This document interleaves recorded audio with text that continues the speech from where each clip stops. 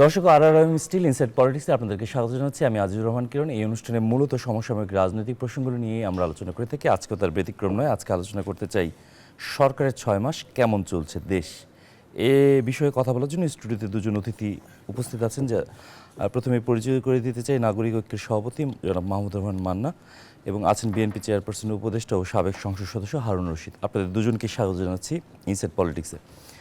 আমরা জানি যে আজকে শপথ নেওয়ার 6 মাস যতটুকু হয়েছে আমরা দেখতে পেয়েছি। বিষয়বস্তু যেহেতু সরকারের 6 মাস কেমন চলছে দেশ, সেই বিষয়টা নিয়ে যদি আলোচনা শুরু করি, অন্তর্বর্তী সরকারের 6 মাস প্রাপ্তি আসলে কতখানি দেখছেন? মানে আপনাকে দিয়ে যদি শুরু করি। এরকম প্রশ্নের একটা মুশকিল কি, এইটার ক্যানভাসে এত বড় ব্যাখ্যা করা যায় না, অনেক কথা বলতে হয়। এত কথা বলে আপনার সময়ও নেই। কিন্তু সাধারণভাবে যদি বলি যে 6 মাসে সরকারের তো কিছু টার্গেট নিশ্চয়ই ছিল যে আমরা এতদূর অন্তত অ্যাচিভ করব। প্রথমত সরকার কি অ্যাচিভ করতে চায় 6 মাসে, এটা কেউ বলেনি। সরকার কখনো এগুলো বলে না। এই সরকারে যারা আছেন তারা একেবারে তাদের মতো চলেন, কোনো জবাবদিহির ধার ধারেন না, কারোর সাথে কথা বলেন না, মত বিনিময় করেন না, মাঝে মাঝে বিদেশে গিয়ে কথাবার্তা বলেন। ডক্টর ইউনূস নির্বাচন সংক্রান্ত যত কথা একবারই জাতির উদ্দেশ্যে ভাষণে বললেন, আর বাকিগুলো বাইরে গিয়ে বলছেন। তো আমি যেটা দেখছি যে এই সরকার ধরেন দেশের ইকোনমিক স্ট্যাবিলিটির কথা যদি বলেন, কিছুই অর্জন করতে পারেননি। জিনিসের দাম কমেনি, ইনভেস্টমেন্ট বাড়েনি, কর্মসংস্থান বাড়েনি, ব্যাংকগুলো একটু বেটার হয়েছে আমি বলবো, কিন্তু সেটাও একদম not up to the mark. দ্রব্যমূল্য কমাবার ব্যাপারে সরকার কোনো উদ্যোগও নেই। এটার পরে ধরেন ল অ্যান্ড অর্ডার সিচুয়েশন খারাপ হচ্ছে, দিনকে দিন খারাপই হচ্ছে। আমরা গতকালকে ঘটনা একটা দেখলাম যে গাজীপুরে যে ঘটনাটা ঘটেছে। না, গাজীপুরের ঘটনা তো ধরেন ডাকাতি, চুরি টুরি এগুলো আর একটা পলিটিক্যাল কালার, ওইটাও আলোচনা করা যেতে পারে। মানে এরকম একটা ঘটনা ঘটিয়ে কার লাভ হলো? আমরা একজনের পর রাগ করে, ওই যে বলে না, তারপরে রাগ করে শেষ পর্যন্ত ঝিকে বেড়ে বউকে শেখাতে চেষ্টা করছি, বউ কিন্তু শিখল না। যার উপর রাগ করলেন, রাগ করে যে ইয়েটা করলেন, তাদের দেশের স্ট্যাবিলিটি প্রশ্নের মধ্যে পড়লো, বহির্বিশ্বে ইন্টিগ্রিটির প্রশ্নের মধ্যে পড়লো। আপনি কি বলে, এই যে বুলডোজার কোথা থেকে আসলো? গভর্নমেন্ট ছাড়া তো আসতে পারে না। তাহলে গভর্নমেন্টই বুলডোজার পাঠিয়ে ঘরবাড়ি ভাঙছে, এই ইমেজ যদি সরকারের সম্পর্কে বিদেশে তো কীভাবে হবে? পরোক্ষভাবে আবার কিন্তু একটা সংবাদ সম্মেলনে সংবাদ বিজ্ঞপ্তি দিয়েও জানিয়েছে যে এই ঘটনা অনভিপ্রেত এবং অনাকাঙ্ক্ষিত। না, এগুলো বিবৃতি দেওয়ার কোনো মানে নাই তো। বলছে যে এটা অনাকাঙ্ক্ষিত, আর যেন রিপিটেশন নয়, কিন্তু রিপিটেশন তো হচ্ছেই, তাতে আপনি কিছু করেন নেই। এবং রিপিটেশন হচ্ছে যে তার মধ্যে যে গভর্নমেন্টের ইনস্ট্রুমেন্ট ব্যবহৃত হচ্ছে সেটা সার্চ করছেন না তো আপনি, ফলে ওই স্টেটমেন্টের কোনো মানে নাই। যেমন ধরেন ইন্ডিয়ান গভর্নমেন্টের পক্ষ থেকে তারা বলছে কি যে এটা তাদের ওনার ব্যক্তিগত ব্যাপার, আমরা এটার সাথে নাই। আপনি বিশ্বাস করবেন না, ইন্ডিয়ানরা খুব অনেস্ট এটা বলেছে, সেটা বলবার কোনো কারণ নেই, কিন্তু তারপরেও এটা একটা ব্যাখ্যা দাঁড়ায়। কিন্তু আপনার ওইটা কোনো ব্যাখ্যা দাঁড়ায় না, যেহেতু আপনার আর্মি চুপচাপ ছিল, আপনার পুলিশ কিছু করে নাই। যাই হোক, এই আলোচনাটা তো লম্বা করার দরকার মনে করছি না। আমি বলছি যে এগুলোও হলো একটা বিষয় যে আপনার পলিটিক্যাল স্ট্যাবিলিটি আনবার দিকে আপনি যেতে পারেননি। ধরেন সবচেয়ে বড় কথা কি, এই গভর্নমেন্টের টাস্কটা কি? আমাদের আন্দোলনটা হয়েছিল কারণ গণতন্ত্র নাই বলে, নির্বাচন ধ্বংস হয়ে যাওয়ার জন্য। অর্থাৎ আমি কোথা থেকে কোন পর্যন্ত যাব সেই বিষয়টাই মনে হয়, পরিধিটা নিয়েই মনে হয় একটা দোলাচল আছে। না, আমি মনে করি দোলাচল থাকা উচিত না। আমি যেটা বুঝি আমি সেটা বলি, গভর্নমেন্ট একটা ইলেকশন নেবে, যে ইলেকশনটা সবার কাছে গ্রহণযোগ্য হবে, একটা কোয়ালিটি ইলেকশন হবে। ওই শেখ হাসিনার আমলের নির্বাচন 420 নির্বাচন নয়। তো সেরকম নির্বাচন করবার জন্য আপনাকে পুলিশ ঠিক করতে হবে, তার মানে পুলিশের সংস্কার। আপনাকে আর্মির মধ্যেও সংস্কার করতে হবে কিছু, আমি মনে করি, যদিও কেউ এটা বলছে না। নির্বাচন কমিশন পুনর্গঠন করতে হবে। এই যে একটা প্রস্তাব আসছে এখন যে ডিসিদের অধীনে নির্বাচন হবে, ডিসিএসপি এদের অধীনে হবে না। নির্বাচন কমিশনের অফিসার কর্মকর্তা যারা ঠিক বলেছে, রিটার্নিং কর্মকর্তা। তাহলে এইগুলো করবেন আপনি। তার মানে এমন কিছু কাজ করতে হবে যাতে আপনার একটা মানে গ্রহণযোগ্য নির্বাচন আপনি কিন্তু দিতে একটা প্রশ্ন পারেন। থেকে যায় কি যে নির্বাচন কমিশনারই হঠাৎ করে এত লোক কোথা থেকে পাবে? মানে আপনার দেশে তো লোকের অভাব নেই, পুরা civil administration will be under the election commission. আচ্ছা, আপনি সেই সিস্টেম করেন। এখন ইলেকশন কমিশন, সিভিল অ্যাডমিনিস্ট্রেশন মনে করছে ও তো 3 মাসের জন্য ভোট করবে, তারপর তো আবার ওরাই জিতবে, আমি কেন ওর সাথে শত্রুতা করব? আপনার এই জায়গাটা ভাঙতে হবে। এটা ভাঙা তো অসম্ভব নয়। অসম্ভব কিছু না। আমি সব সময় বলি, লতিফুর রহমান 3 মাসের জন্য এসেছিলেন, দায়িত্ব নেবার মানে সন্ধ্যার সময় নিয়েছেন, রাত 10টার মধ্যে 15টা সেক্রেটারি ট্রান্সফার করে দিয়েছেন, সব সেক্রেটারি সোজা হয়ে গেছে। বিউরোক্রেসির কাজ কি? দে উইল ওবে দের সুপিরিয়ার্স, ডিসিপ্লিনটাই তাই। তো এইখানে তো এটা এস্টাবলিশই করতে পারেনি তারা। তারপরে হলো সংস্কার। ধরেন আমি যদি আপনাকে জিজ্ঞেস করি, আচ্ছা সংস্কার কি হয়েছে বলেন তো, একটা উদাহরণ দিতে পারবেন না। যে সংস্কারের এই পরিধি কি সংস্কার হবে, হয়েছে। সংস্কারের আকার কি হবে, সেটাও কোনো ব্যাখ্যা না, পরিধি তো একটা ব্যাখ্যা, আমি তো বললাম যে এইটুকু করা যায়। আর সংস্কারের পরিধি বলে তো কিছু নয়, আপনি যত ভালো করতে পারেন সবই সংস্কারের মধ্যে পড়তে পারে।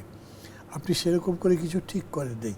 এখন আপনি যেটা জনগণকে উপহার দিতে চান, ধরেন যদি এরকম করে আমি বলি সমস্ত বিভাগগুলোতে হাইকোর্টের সার্কিট বেঞ্চ দেওয়া হবে, আমি খুবই পজিটিভ মনে করি। বলেছি উপজেলাগুলোতে ওইখানেও এরকম আইনি ব্যবস্থা করতে হবে, বিচার ব্যবস্থা, এগুলো আমি পজিটিভ মনে করি। এই রকম কিছু সাজেশন আছে যেটা নিয়ে বিতর্ক হতো না, গভর্নমেন্ট করতে পারতো, গভর্নমেন্ট করে নাই তো। গভর্নমেন্ট সিন্ডিকেট ভাঙে না কেন? বা ঘর বাড়ি ভাঙিস তো সিন্ডিকেট ভাঙে না কেন গভর্নমেন্ট?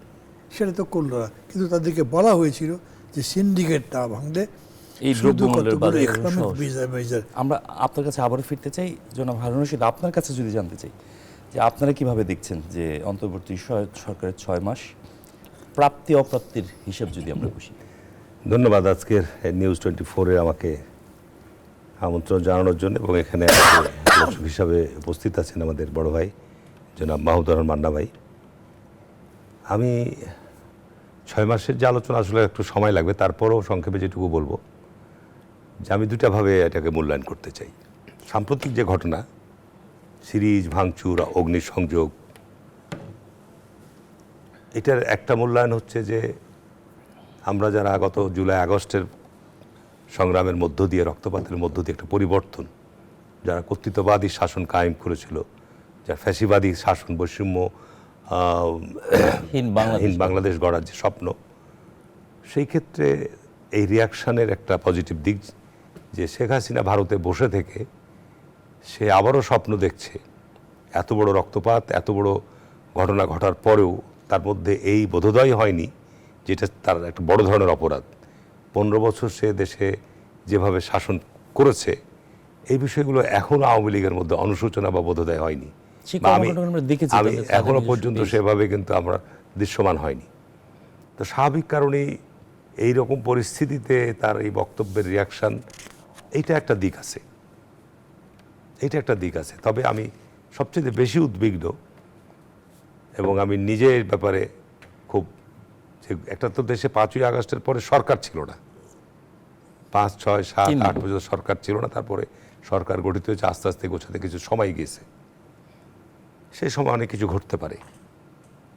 তখন প্রশাসন নিষ্ক্রিয় ছিল, আইন প্রক্রিয়া সংস্থা নিষ্ক্রিয় ছিল, কে করবে, কারকে নির্দেশ দিবে, কারকে দায়িত্ব, এই সমস্ত নিয়ে একটা অস্পষ্টতা ছিল। এখন তো দেশের সরকার আছে, এখন তো দেশে একটা সরকার বিদ্যমান। সরকারের কাজ কি? মানুষের জানমালের নিরাপত্তা, এটা হলো 1 নম্বর প্রায়োরিটি। এরপরই আসছে আপনার মানুষের খাদ্যের, দ্রব্যমূল্যের বিষয়টি সবচেয়ে গুরুত্ব দেওয়া। তো এই ক্ষেত্রে আমি বলবো যে সরকার ব্যর্থ হয়েছে। আমি বলবো যে পুরোপুরি সরকার ব্যর্থ। তার কারণ মানুষের যে আকাঙ্ক্ষা, আপনি দৃশ্যমান, যেটা আমাদের মাহমুদুর রহমান মান্না ভাই বললো, যে আমি সারা দেশের কথা বলবো না, আমরা বলছি এই অপরাধীদের বিচার করব। আমি আমার উদাহরণ দিয়ে বলছি, আমার জেলাতে গত 15 বছরে একাধিক গুমের শিকার হয়েছে, একাধিক ব্যক্তি বিচারবহির্ভূত হত্যাকাণ্ডের শিকার হয়েছে, এবং এই অপরাধের সাথে যারা জড়িত, যে পরিবারগুলো ক্ষতিগ্রস্ত হয়েছে, তারা তো বিচার চাই। আমি 6 মাসে এখনো পর্যন্ত এই অপরাধের সাথে যারা সম্পৃক্ত তাদেরকে অভিযুক্ত করে আদালতে কিংবা থানায় মামলা দিয়ে দৃশ্যমান কোনো অগ্রগতি নাই। তাহলে আমি 6 মাসে এদেশের জনগণকে আমি কি দিচ্ছি? আমরা কি আপনার জনগণের কাছে দাঁড়িয়ে কি বলবো যে আমরা 6 মাসে কি করছি? দ্বিতীয়ত, আমি যখন দেখলাম যে গত এই সিরিজ আক্রমণ, ভাঙচুর, অগ্নিসংযোগের সময় সারা বাংলাদেশে বিভিন্ন জায়গায় শেখ মুজিবের মুরাল ভাঙচুর হচ্ছে, শেখ হাসিনার মুরাল ভাঙচুর করছে, শেখ রাসেলের মুরাল ভাঙচুর করছে, এবং বিভিন্ন প্রতিষ্ঠানে এখনও আপনার শেখ হাসিনা, শেখ মুজিব বা তার পরিবারের সদস্যদের নামে অসংখ্য প্রতিষ্ঠানে এখনও নামকরণ ঝুলছে। আপনি লক্ষ্য করবেন যে গত জুলাই আগস্টের পর যখন 5ই জুলাই শেখ হাসিনা পালিয়ে গেল, সর্বপ্রথম যে আক্রমণটা ছিল সারা দেশে শেখ মুজিবের ভাস্কর্য মুরাল একদিনের মধ্যে প্রায় 1400-1500 মুরাল ধ্বংস করেছে। শেখ হাসিনার যত জায়গাতে নেম ফলক ছিল যেটা চোখে পড়েছে নষ্ট করেছে। তাহলে এই 6 মাসের সরকার, আমার নির্বাচনের একটা ব্রিজের নাম ছিল শেখ হাসিনা নামে, সেটা আমাকে নাম পরিবর্তন করতে আমাকে 2 মাস লেগেছে, আমি নিজে উদ্যোগ নিয়েছি। তাহলে আপনার সরকার যদি এই সেন্টিমেন্টটা ধারণ করে থাকে, ছাত্র জনতার যে 6 মাস কি যৌক্তিক কিনা, এই সময় তো আপনি এই প্রতিষ্ঠানে কোথাও কোনো জায়গায় শেখ মুজিব মুরাল তো থাকার কথা না, ভাস্কর্য থাকার কথা না। আজকে ছাত্ররা ভাঙছে, এটা আমি যৌক্তিক মনে করি, এবং এই মেসেজটা কিন্তু দেওয়া হচ্ছে, এটাও আমি যৌক্তিক মনে করি। এখানেই সরকারের ব্যর্থতা আমি বলবো। সরকার এখনও কি আপনার এই বঙ্গবন্ধু নাম দিয়ে যে বিশ্ববিদ্যালয় করেছে আপনার পিজি হসপিটাল থেকে, তার নাম কি পরিবর্তন করতে পেরেছে? তাহলে এই যে সারা দেশে এই ধরনের যে জায়গাগুলো সরকারের উচিত ছিল, আপনি একদিকে বলবেন বিচার করবেন, আবার আপনি লালন পালন করবেন বিগত 15 বছর যারা সরকারের সুবিধাভোগী, সে পুলিশই বলেন, সেনাবাহিনী বা সশস্ত্র বাহিনীতে বলেন, বা আপনার অন্যান্য বিভিন্ন রাষ্ট্রের অঙ্গগুলোতে বলেন, বিচার বিভাগকে কি আপনি এখনো পরিপূর্ণ শুদ্ধ করতে পেরেছেন? আমরা উচ্চ আদালতে যে সমস্ত বিচারকরা শেখ হাসিনা নিয়োগ দিয়েছে, আপনি কেন 6 মাস থেকে তাদেরকে সরিয়ে দিতে পারলেন না? এই ক্ষমতা তো আপনাকে আমরা দিয়েছি। আমরা তো বিএনপি সহ সকল রাজনৈতিক দলকে এই বর্তমান উপদেষ্টা মণ্ডলীর সদস্যদের অন্তর্বর্তীকালীন সরকারকে পূর্ণ সহায়তা দিচ্ছি, যে আমরা পূর্ণ সহায়তা দিচ্ছি, আমরা পূর্ণ সহযোগিতা করছি, কিন্তু আমরা পাচ্ছিটা কোথায়? এটার ক্ষেত্রে কোনো বাধা নাই তো। আমরা নিম্ন আদালতে মন্ত্রী আর 43 জন নিম্ন আদালতে ধরেন যে আমরা ওই সময় লক্ষাধিক মামলা সারা দেশে মিথ্যা মামলা দিয়ে আমরা সাফার করেছি, পুলিশ মামলা দিয়েছে আর বিচারকরা আমাদের শাস্তি দিয়েছে। তাহলে এই মিথ্যা মামলায় যারা শাস্তি দিয়েছে, বিচার করেছে, তাদের বিরুদ্ধে কি আমি কোনো ব্যবস্থা গ্রহণ করার জন্য জবাব দিতে? আপনি 6 মাসে কি করলেন? তো আজকে আমার কাছে যে আমার দ্বিতীয় যে মূল্যায়নটা হচ্ছে যে আপনার যদি এই অবস্থা চলতে থাকে, আজকে শুনলাম কি ডেভিল হান্ট নাকি একটা অপারেশন ডেভিল হান্ট, ডেভিল এই ধরনের অপারেশন শুরু করছে। আমি জানি না এতে জনগণের কেন্দ্র করে এই সিদ্ধান্ত আমি জানি না কত, তবে সন্ধ্যায় একজনকে অজ্ঞাতনামা একজন গুলি করে। তবে আমি খুবই উদ্বিগ্ন এই কারণে, যদি এইটা আপনার কন্টিনিউ করতে থাকে, দেশ কাউরি কোনো স্বার্থ রক্ষার জন্যে দেশ একটা মানে অকার্যকর রাষ্ট্রের দিকে আমরা যাচ্ছি কিনা, এটি কিন্তু খুব উদ্বেগের বিষয়। আমি মাহমুদুর রহমান মান্না, আপনার কাছে যদি ফিরে আসতে চাই, 6 মাসে 136-এর বেশি আন্দোলন, অনেকেই বলে, সাধারণ মানুষের পারসেপশন যেটা হচ্ছে যে আন্দোলনের নগরীতে পরিণত হচ্ছে, ছোট ছোট বিষয়গুলো নিয়ে আন্দোলন করা হচ্ছে, আবার কখনো কখনো যৌক্তিক বিষয়গুলো আলোচনায় আসছে। আসলে আন্দোলনের এই যে হিড়িক পড়ে গেছে, এটার কারণ কি মনে হচ্ছে? এটা করতে পেরেছেন, আপনি আন্দোলনের নাম দিয়েছেন বৈষম্য বিরোধী আন্দোলন। বৈষম্য নাই কোথায় বলেন তো? যতগুলো চাকরি আছে না, ক্যাডার বলেন যাই বলেন, সব জায়গাতে মানে হয়তো সবচেয়ে নিচের গ্রেডের বেতন 12,000 টাকা, উপরে গ্রেডে হয়তো 2,10,000 টাকা। আপনি বৈষম্য বিরোধী আন্দোলন করছেন এবং বলছেন দূর করবেন, তো ওরা তো আন্দোলন করাই ফরজ, ভারসাম্য করবে না কেন? তারা ওই জন্যে করছে, আপনি তাদেরকে বোঝাতেও পারছেন না। পলিটিক্স হলে এরকম জিনিস, যখন অসম্ভবকেও সম্ভব করবার চেষ্টা করে, মানুষকে বোঝাবেন যে এটা এখন এটা করা যাবে না, এই কারণে করা যাবে না, আপনি কিচ্ছু করছেন না। হয় তাদেরকে আপনি জোর করে বন্ধ করে দিচ্ছেন, নাহলে উপেক্ষা করছেন। তো এতে হয়েছে কি, মানুষের বিক্ষোভটা আরও বেশি চাঙ্গা হচ্ছে। আমি এরকম দেখেছি, ধরেন 10 বছর ধরে কোনো রকম স্কেল দেওয়া হয়নি, 2টো স্কেলের মধ্যে পাও না, বলেছে গভর্নমেন্টকে যে স্কেল দাও, সরকারি কর্মচারীদের কথা বলছি আমি, গভর্নমেন্ট কোনো রিপ্লাই করছে না। তো এইটা যেরকম আছে, তেমনি বৈষম্য তো আপনার এলাকাতে এলাকাতে আছে, মানুষে মানুষে আছে। তারপরে ধরেন আমাদের দেশে বৈষম্যের কোনো সীমা পরিসীমা নাই। আর গণতন্ত্রের ব্যাপারটা এরকম হয়েছে, যেমন ধরেন আমাদের সবচেয়ে আগে আমি মনে করি পুলিশের সংস্কার করা দরকার ছিল, কিছু হয়নি পুলিশের। আমরা শুধু দেখলাম যে পোশাক আশাকে নিয়ে খুব কথাবার্তা চলছে, কিছু সংস্কার হয় নাই। এখনো গেলে ওরা কথা বলে না, মামলা নেয় না, জিডি দেয় না, কোনো ইনভেস্টিগেশনে যায় না। সক্ষমতাও আসলে সেই অর্থে আছে কিনা? পারে না, টাকা দিলে যায় আবার, আচ্ছা, টাকা দিয়ে গ্রেপ্তার করছে, গ্রেপ্তার বাণিজ্য শুরু হয়েছে, চলছে সেটা। তো এগুলোর কিছু কিছু ক্ষেত্রে তো দৃশ্যমান একটা অগ্রগতি তো দেখাতে হবে। সরকার কোথাও এটা করতে পারে নাই।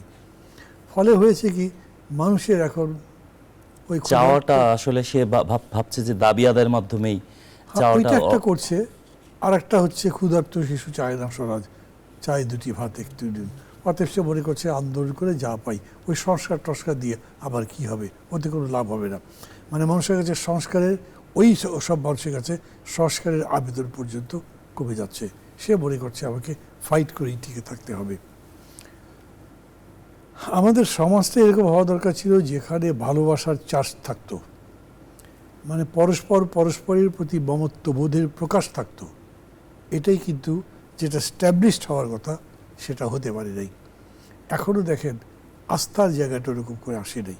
এখন কি আর সুযোগ নাই এগুলো? না, সুযোগ থাকবে না কেন, এখনই আছে। মানে সরকার যদি চায় এখনই করতে পারে। যেমন ধরে এই যে সিন্ডিকেট ভাঙতে তারা যায়নি, ভাঙেন, অসম্ভব কি এই যে চাঁদাবাজি বন্ধ করতে পারে না, খুবই পারে। কোন কোন জায়গায় চাঁদাবাজি হচ্ছে সেই জায়গায় আপনি বলেন এইখানে আমি একটা অ্যাডমিনিস্ট্রেটর দিয়ে দেবো, পুলিশের বারবির, কোনো কিছু হবে না। যেন হারুন রশিদ, আপনার কাছে যদি জানতে চাই যে ব্যবসায়ীদের সঙ্গে কিন্তু আমরা দৃশ্যমান কোনো বৈঠক দেখিনি, তাহলে সিন্ডিকেট বা এই প্রসঙ্গগুলি নিয়ে আসলে কাজ করবে কিভাবে? এটা যদি আপনি মাহমুদুর রহমান বানো তো আমার চেয়ে তো অনেক সিনিয়র অভিজ্ঞ, উনি তো বলছি যে দৃশ্যমান এই 6 মাসে বিভিন্ন মন্ত্রণালয়ে যারা দায়িত্বপ্রাপ্ত তাদের সঙ্গে রাজনৈতিক নেতৃবৃন্দদের, ব্যবসায়িক সমাজের যেভাবে বৈঠক করে এই সমাধানের জন্য কী পদ্ধতি, কী পথ গ্রহণ করা দরকার। রাজনীতিবিদরা দেখবেন যখন রাজনৈতিক সরকার থাকে তখন যেভাবেই হোক না কেন, হয় তাদের রাজনৈতিক তাদের সহকর্মীদের নিয়ে বসে, না হলে তাদের অ্যাসোসিয়েশন আছে, চেম্বার আছে, বিভিন্ন বিষয়গুলো আছে, তাদেরকে নিয়ে বসে এগুলো নিয়ে কিছু সমস্যা চিহ্নিত করে যে এই সমস্যা, এটা কিভাবে আগানো যায়। কিন্তু আপনি ওই জায়গাতে বসে থেকে যদি শুধু কথাই বলেন, এই ব্যাপারে যদি কোনো দৃশ্যমান পদক্ষেপ গ্রহণ না করেন, তাহলে আপনি এখান থেকে কোনো ফলাফল পাবেন না। বাংলাদেশে যেটা আমি যেটা উদ্বিগ্ন এই কারণেই বারবার বলছি যে 1/11-এর সময় আপনার 2 বছর যে আর্মি ব্যাক অন্তর্বর্তীকালীন সরকার ছিল, তাদের মাইন্ড সেট আপের মধ্যে ছিল আপনার একটা বিরাজনীতিকরণের প্রক্রিয়া, চেষ্টা, এবং সেটা তারা ফেল করেছে। আমি এখনও লক্ষ্য করছি, আমাদের সিনিয়র রাজনীতিবিদরা কিন্তু অভিন্নভাবে বলছে যে বাংলাদেশের এই সংকট যত দ্রুত সম্ভব একটা নির্বাচনের রোডম্যাপে যাওয়া দরকার। কিন্তু সত্যিকার অর্থে এখনও পর্যন্ত সুনির্দিষ্টভাবে প্রধান উপদেষ্টার জায়গা থেকে কিন্তু সুনির্দিষ্টভাবে এখনও পর্যন্ত কিন্তু রোডম্যাপের কোনো ঘোষণা আমরা পাচ্ছি না। আপনি সংস্কারটা করবে কে? সংস্কার কমিশনের রিপোর্ট দিয়েছেন, তো রিপোর্টটার মধ্যে ইতিমধ্যে প্রতিক্রিয়া দেখেন, ইতিমধ্যেই আপনার প্রশাসন ক্যাডাররা তারা স্পষ্টভাবে বলেছে তারা আন্দোলনে নামবে। তারপরে ব্যর্থ হবেন আপনি। সংস্কার প্রক্রিয়া তো একটা চলমান, আপনার দীর্ঘ প্রক্রিয়া। আপনাকে রাষ্ট্রের জন্য কোন পদক্ষেপ গ্রহণ করলে মঙ্গল হবে, অমঙ্গল হবে, কি করলে আমাকে, এই বিষয়গুলো তো আপনি রাতারাতি আপনি চাপিয়ে দিয়ে কিছু করতে পারবেন না। চাপিয়ে দিয়ে কখনোই কোনো সংস্কার টেকসই হবে না, এটা আপনাকে মনে রাখতে হবে। সুতরাং আজকে বিশেষজ্ঞ ব্যক্তিদেরকে দিয়ে কিছু আপনার প্রস্তাব, কিছু বিষয় আপনি তৈরি করছেন, দোষের না। আমি বলবো যে ঠিক আছে, এগুলো একটা আমাদের মধ্যে রাজনৈতিক দলগুলোর মধ্যে, প্রশাসন সহ সবার মধ্যেই এই বিষয়গুলো আসুক। এগুলো একটা রাজনৈতিক দল যখন ক্ষমতায় আসবে তখন এ ব্যাপারে আপনার যেসব বিষয়গুলো যতটুকু সম্ভব, যত দ্রুততম সম্ভব, সে বিষয়গুলো, যেমন আপনার বিচারপতি নিয়োগ। আমরা একটা ছোট্ট বিরতি নিয়ে ফিরে আসি। বিরতির পর নির্বাচনী রোডম্যাপ এবং ঐক্যমত্য কমিশন বা এই বিষয়গুলো নিয়ে আরও আলাপ করব। দর্শক, RRM স্টিল ইনসাইড পলিটিক্সে একটা বিরতি নিচ্ছি, আশা করি আমাদের সঙ্গে থাকবে।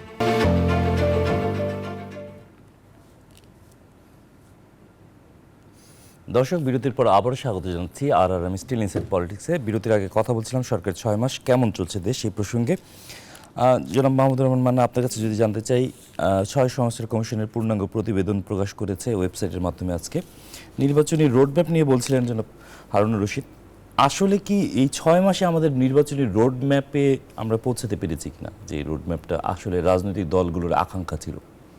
নির্বাচনী রোড ম্যাপ বলতে যে আসলে কি বোঝাইতে আমি বুঝতে পারি না। বিএনপি যেরকম করে দাবি করছে, তারা পসিবলি এটা বোঝাচ্ছে একদম ডেট দিয়ে বলতে হবে, যেটাকে নির্বাচনী তফসিল বলেন, তফসিল ঘোষণা করবার কথা বলছে।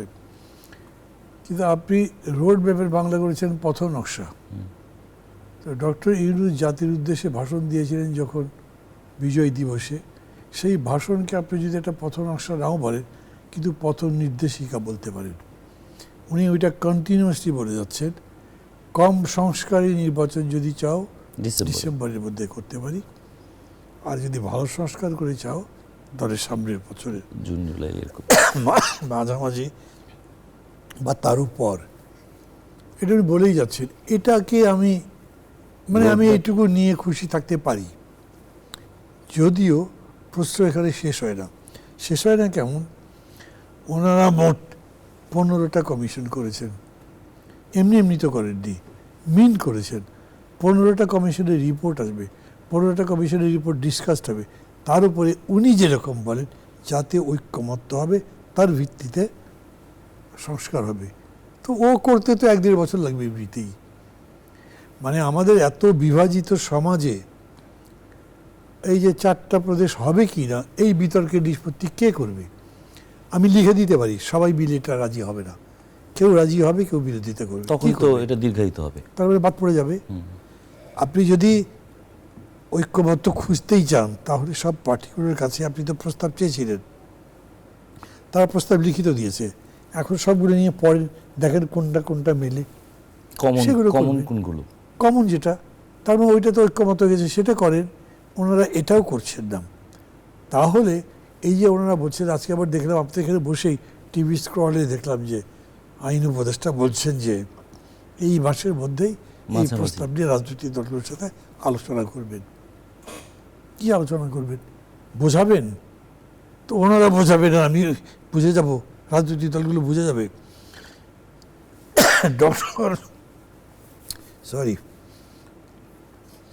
ডক্টর ইউনূস নোবেল পেয়েছেন, তার মানে উনি প্রদেশ হওয়া উচিত কি উচিত না সেটা সবচেয়ে ভালো বোঝেন, তা তো নয়। উনি বললেই যে বাকিরা মানবে সেরকম না। He is not the best moderator, he is not a political leader. ফলে উনি যে এই কনসেনসাস কমিশনের চেয়ারম্যান হলেন, উনি কনসেনসাস বের করে আনতে পারবেন, এই ভরসা কোথা থেকে পাবো? কেন? আমি তো দেশের মধ্যে কাজগুলো করতে তাকে সাকসেসফুল দেখছি না। এই জায়গাতেও যদি সাকসেসফুল না হন, তার মানে পুরো জিনিসটা ইংরেজিতে একেবারে স্টলড হয়ে গেল, এক জায়গায় জমে গেল, আটকে গেল। এই ভয়টা কিন্তু আমি পাচ্ছি। সেটা আপনার আজকে বক্তব্যেও স্পষ্ট। আপনি আজকে বলেছেন যে এই সরকারকে পরাজিত হলে আমরাও পরাজিত হব, এমন একটা বিষয় আপনি অবতারণা করেছেন। জনাব হারুনুর রশিদ, আপনার কাছে যদি জানতে চাই, নির্বাচনী রোডম্যাপ এবং জাতীয় ঐক্যমত, নির্বাচন নিয়ে যে ঐক্যমত, সেই ঐক্যমতের পথে কি আমরা হাঁটতে পেরেছি? আমি নির্বাচনী রোডম্যাপ বলতে মোহাম্মদ মান্না ভাই যেটা বললো, নির্বাচনের তফসিল ঘোষণা হয় সম্ভবত 45 দিন বা 60 দিন আগে। সেটা তো তফসিল হিসাবে চলে যায় যে মুখসা নির্বাচনটা হবে সুনির্দিষ্ট। এই ধরনের সরকার, অন্তর্বর্তীকালীন সরকার, যেমন আমাদের আপনার সংবিধানে যখন আপনার কেয়ারটেকার সরকারের ছিল 3 মাস মেয়াদ, 90 দিনের মধ্যে তাকে নির্বাচন করাই লাগবে। আর 111-এর সময় যখন আর্মি ব্যাক অন্তর্বর্তীকালীন সরকার আসলো, তারা কিন্তু যখন রাজনৈতিক দল সমূহের চাপে বলল যে 2008 সালের ডিসেম্বরের মধ্যে টাইম ফ্রেম দিয়ে তারা কাজ শুরু করলো। এখন আপনার আমাদের দাবিটা হচ্ছে যে আমরা চাচ্ছি যত দ্রুততম সময়, এই বছরের মধ্যেই। কখন আপনার 5 আগস্টের কথা বলেছেন? আমরা নির্বাচনের উপযুক্ত সময় ধরে যে বছরের নভেম্বর ডিসেম্বরের মধ্যেই নির্বাচনের, সেই অনুযায়ী সরকারের ঘোষণা দেওয়া। মান্না ভাই একটা ভালো কথা বলেছে যে আপনি সংস্কার কমিশন গঠন করেছেন, সংস্কারের প্রস্তাবও আপনার কাছে জমা হয়েছে। এখানে রাজনৈতিক দলসমূহ কিন্তু লিখিতভাবে এই সমস্ত কমিশনের কাছে তাদের দলের পক্ষ থেকেও কিন্তু একটা প্রস্তাব জমা দিয়েছে, ঠিক আছে না? অন্যান্য রাজনৈতিক দল, এর পাশাপাশি আপনার ডিজিটালি আপনার অন্য সারা দেশের নাগরিকরাও কিন্তু বিভিন্ন অভিমত দিয়েছে ইন্ডিভিজুয়ালি। আমি রাজনৈতিক দল হিসাবে ধরেন যে আমার দলের পক্ষ থেকে একটা অভিমত ব্যক্ত করা হয়েছে। আমার ব্যক্তিগতভাবেও কিন্তু আমি ওখানে মতামত দেওয়ার অধিকার রাখি। এইগুলোকে নিয়ে ওনারা একটা সংস্কার প্রস্তাব রেডি করেছে। মানব একটা চমৎকার কথা বলেছে যে আপনার এখানে তো বাংলাদেশের এই গত জুলাই আগস্টের সময় যারা ঐক্যবদ্ধভাবে আন্দোলন করেছে ছাত্র জনতা সকলেই, তারা তো একটা অভিমত দিয়েছি, এর মধ্যে কমন সেগুলো নিয়ে আপনি কাজ অগ্রসর হন, আর এর পাশাপাশি অন্যান্য জায়গাগুলো ঐক্যমতে আনার জন্যে আপনার একটা অ্যাড্রেস থাকুক।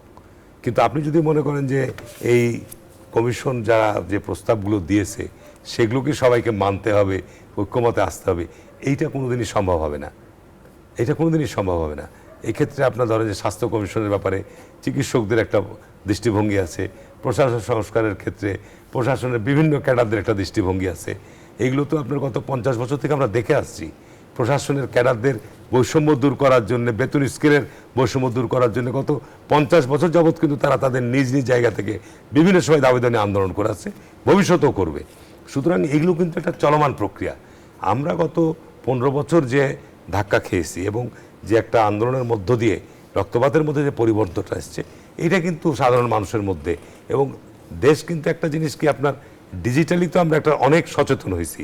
এখন মানুষের হাতে আপনার মুহূর্তের মধ্যে সংবাদ পৌঁছে যাচ্ছে।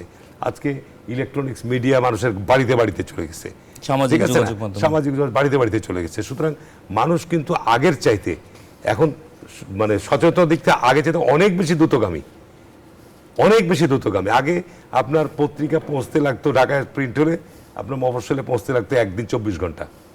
এখন পত্রিকা পৌঁছুক না, আমি অনলাইনে সমস্ত পেয়ে যাচ্ছি রাত্রি 12টার পরই। তাহলে আপনাকে একটা জিনিস বুঝতে হবে যে মানুষের মনন, চিন্তা, চেতনা কিন্তু পরিবর্তনশীল এবং দ্রুত গতিতে আগাচ্ছে। সেটা ধারণ করে আসলে সিদ্ধান্ত সেটা ধারণ করে আপনাকে সিদ্ধান্ত নিতে হবে। সেই জায়গায় আপনি দাঁড়িয়ে থাকলে হবে না। আমি একটা প্রশ্ন রেখে বিরতিতে যাচ্ছি, মাহমুদুর রহমান আপনার কাছেই রেখে যাচ্ছি। আওয়ামী লীগের রাজনীতিতে বিষয়ে রাজনীতি আমার কথা শেষ হলো না আপনার। আমি আপনাকে সময় দিব, আবার একটা বিরতি নিয়ে ফিরছি আপনার কাছে। দর্শক, RRM স্টিল ইনসাইড পলিটিক্স একটা বিরতি নিচ্ছে, আশা করি আমাদের সঙ্গেই থাকবেন। বিরতির পর RRM ইনসাইড পলিটিক্সে আপনাদেরকে আবারও স্বাগত জানাচ্ছি। বিরতির আগে কথা বলছিলাম সরকারের 6 মাস কেমন চলছে দেশ। জনাব হারুন রশিদ, আপনি বলছিলেন নির্বাচনী রোডম্যাপ নিয়ে আপনি বক্তব্যটা শেষ করতে চাই। আরেকটি প্রশ্ন রাখতে চাই যে যারা এই বৈষম্য বিরোধী ছাত্র আন্দোলনের সঙ্গে জড়িত ছিল, তাদের একটা অভিযোগ আপনাদের দিকে আছে যে আওয়ামী লীগের রাজনীতি নিষিদ্ধের ব্যাপারে রাজনৈতিক ঐক্যমতে আপনারা আসতে পারেননি, এমন বেশ কিছু বিষয়ে আপনারা রাজনৈতিক ঐক্যমতে আসতে পারেননি। শুনেন, আমি প্রথমে বলবো যে আমি তো আগেই বলেছি যে আমাদের রোডম্যাপের বিষয়টা আমি একটা ধারণা দিয়েছি। আর আপনি আরেকটা প্রশ্ন করেছেন জাতীয় ঐক্য। অবশ্যই আমাদের মৌলিক কিছু বিষয়ে জাতীয় ঐক্যমতের জায়গা থাকতেই হবে।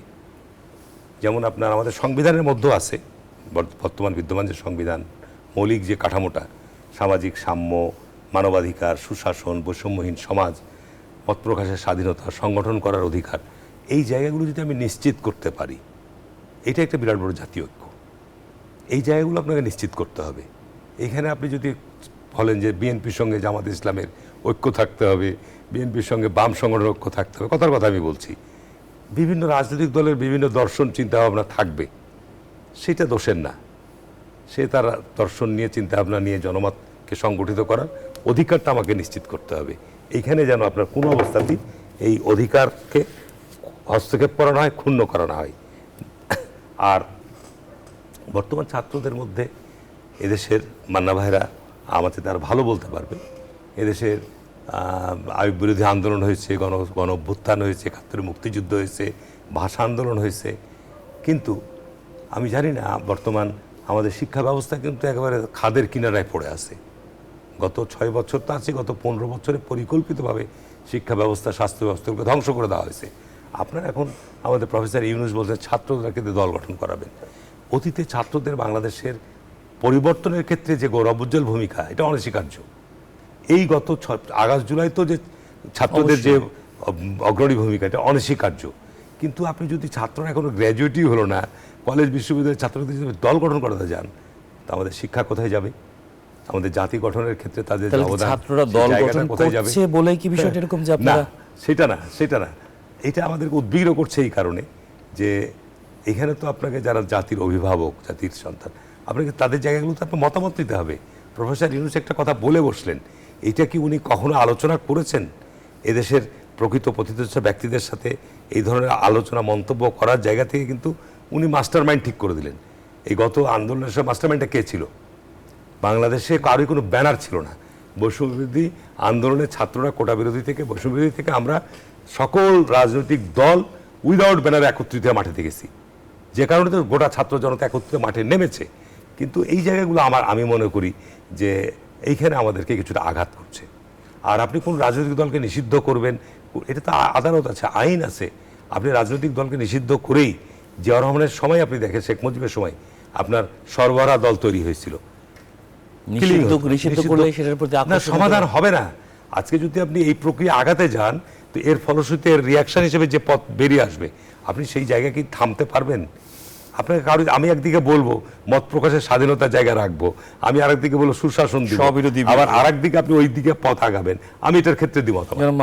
আমি আওয়ামী লীগের রাজনীতি বন্ধ করবেন নিশ্চিত তারা, আপনাকে এই জায়গাটাতে আসতে হবে। তো আমি যে কথাটা বললাম জাতীয় ঐক্যের ক্ষেত্রে এই জায়গাগুলোর ব্যাপারে আপনাকে ঐক্যমত আসতে হবে।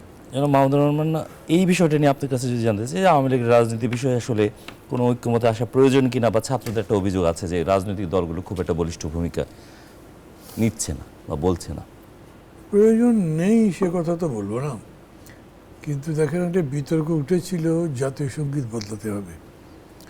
সরকারের পক্ষ থেকে বলা হয়েছিল যে এই বিতর্কটা অপ্রাসঙ্গিক, এইটা আমরা এন্টারটেইন করব না, বন্ধ হয়ে গেছে। তার মানে বিতর্কিত কোনো বিষয়গুলো তো সরকারের রুলিং দেওয়ার মতো পাওয়ার আছে, সে তো আছেই। এইখানেও সরকার নিজে সিদ্ধান্ত নিতে পারত। এবং সরকার যদি মনে করে যে না আমরা কোনো সিদ্ধান্ত একা নিতে চাই না, তাহলে তারা কোর্টে দিয়ে দিত। এইরকম কোনো মামলা তো নেই। আওয়ামী লীগকে রাজনীতি করতে দেওয়া যাবে কি যাবে না, ব্যান করা উচিত হবে কি হবে না, এরকম কোনো মামলা সরকার তো দেননি। ফলে এইটা যে তারা করতে চাচ্ছে সেরকম না, জাজমেন্ট করে জার্মানিতে, ইতালিতে ফ্যাসিস্ট পার্টি, তারপরে মুসলিনের পার্টি তো ব্যান করা হয়েছে এবং তার কোনো নেগেটিভ প্রতিক্রিয়া আজ পর্যন্ত হয়নি। আওয়ামী লীগকে ব্যান করবার পরে আপনি যদি যে ইতিবাচক রাজনীতির কথা বলছেন তা গড়ে তুলতে পারতেন, আমার মনে হয় আওয়ামী লীগ ঘুরে দাঁড়াবার কোনো সুযোগ পেত না। এখনও যে পাবে আমার তো খুব বিশ্বাস হয় না। হ্যাঁ, কেউ যদি বলে গায়ের জোর আপনি যদি করেন সেটা কি ভালো, তো গায়ের জোর কি, ওরা যে গায়ের জোর করেছে তার তুলনায় আমি কিছু করছি না। আমি ব্যান করবার পক্ষে যুক্তি হিসেবে এটা বলছি না। আমি বলছি যারা বলতে চাচ্ছেন না ব্যান করা ঠিক নয়, তার পাল্টা আমি বলছি যে না, বিতর্ক তো এই জায়গায় না। ঠিক আছে, যদি মনে করেন যেন আইনগতভাবে হবে, তাহলে আইনের কাছে যাওয়ার দরকার ছিল, সেটা যাওয়া হয়নি। এটা হলো ক্রাইসিস। আর এই যে ধরেন ইনক্লুসিভ পলিটিক্স বলা হচ্ছে, ইনক্লুসিভ পলিটিক্স আপনি যদি ট্রুয়েস্ট সেন্স অফ দি টার্ম ব্যবহার করতে চান, তাহলে ওদেরকে বঙ্গবন্ধুর মৃত্যু দিবস, জাতীয় শোক দিবস পালন করতে দিতে হবে। সে আপনি দিতে পারবেন? ওরা যদি করতে যায় তাহলে করতে পারবে সে অনুষ্ঠান। মানুষের বিক্ষোভের কাছে এগুলো কিছুই করাবে না। সেই জন্যে আমি মনে করি এখানে পিপলস সেন্টিমেন্টটাকেও হিসাব করতে হবে সরকারের। আমি আরেকটা বিষয় আপনার কাছে সবশেষ জানতে চাই যে এই যে 6 মাসে দাঁড়িয়ে আমরা যেখানে আছি, সরকারের আসলে খুব মোটা দাগি কী কী করা উচিত, একটা তার গ্রহণযোগ্যতা, তার যেই বাস্তবতা, তার এই সরকার প্রথমত সমস্ত জড়তা ঝেড়ে ফেলে স্টেক হোল্ডারদের সাথে কথা বলতে শুরু করেন। আপনি অন্যকে জানেনই না, যার সাথে আপনার ডিলিং তাকে জানেনই না, তার মনের মধ্যে কি আছে জানেন না, আপনাকে দিয়ে এটার নেগোসিয়েশন করা সম্ভব হবে না। অনেক ধন্যবাদ জনাব হারুন রশিদ। আপনি যদি শেষ এক বাক্যে যদি বলেন যে আসলে সরকারের কাছে এই বাস্তবতার চাহিদা কি? সরকারের কাছে আমার আহ্বান থাকবে যে বাংলাদেশের মানুষের যে আকাঙ্ক্ষা, যে প্রত্যাশা নিয়ে জুলাই আগস্টের পর এই সরকার ক্ষমতায় অধিষ্ঠিত হয়েছে, আমরা সরকারকে সহযোগিতা দিচ্ছি, সাহায্য করছি। এই আকাঙ্ক্ষা বা এই অনুভূতিকে উপলব্ধি করেই সেই দিকে চিন্তাভাবনার দৃষ্টিভঙ্গি এগিয়ে যাওয়া প্রয়োজন। আমি মনে করি সেই দিকে যদি দৃষ্টিপাত করতে পারে এবং রাজনৈতিক স্টেক হোল্ডারদের সাথে আলোচনা করেই যদি সিদ্ধান্তগুলো গ্রহণ করা হয়, তাহলে আমি মনে করি জাতির যে সংকট, এই সংকটের ক্ষেত্রে একটা সমাধানের পথ আমরা পাবো।